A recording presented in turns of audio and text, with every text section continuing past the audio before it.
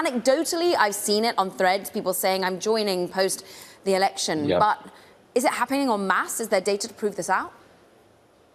Yeah, I'm seeing it anecdotally as well. My feed on both services has just been full of people sort of introducing themselves, saying, "Hey, I'm just coming over to see, if the water's warm on this side, leaving X." But the numbers seem to suggest this is happening as well. So Bluesky says it has added 700,000 new users in the last week. They now have 14.5 million total accounts that have been created. So 700,000 is a pretty significant jump for them in 1 week.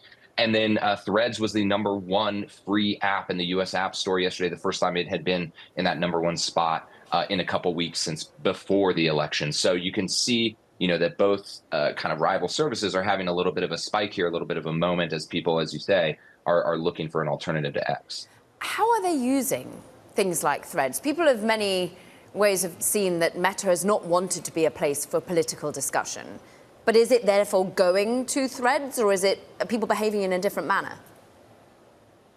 Yeah, I think people want to go to Threads and sort of feel like they're getting that Twitter experience. But to your point, because Meta is sort of leaning away from politics, they're not getting it for the most part. And so as a result, I see a mixed kind of bag, right? I see some people who try to talk politics, they're not really getting that engagement, and they're complaining about it. I know for me on election night, I remember, the day after the election, I pulled something up on Threads that I thought was brand new, election related information. I found it was more than 24 hours old, right? So it's not really a great place right now for breaking news. I think for people who used Twitter and use X for news, and especially political news, they're probably not going to scratch that itch over on Threads right now. But remember, this platform's not even 2 years old. It's not even a year and a half old. So it's still sort of figuring out exactly what it's for, but it does have a large audience to do that.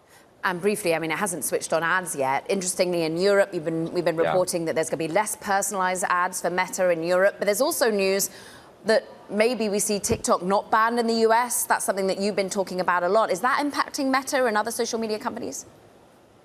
It very well could, right? Because if TikTok does ultimately get banned in January, the #1 company that should benefit would be Meta, because they have a direct clone of the TikTok product with Reels in Instagram, right? So if TikTok kind of survives and continues, a lot of that upside that people might be baking into Meta stock price is going to go away. So I think it's logical to think that if Meta is down, it could be related to this idea that Trump might try to save TikTok.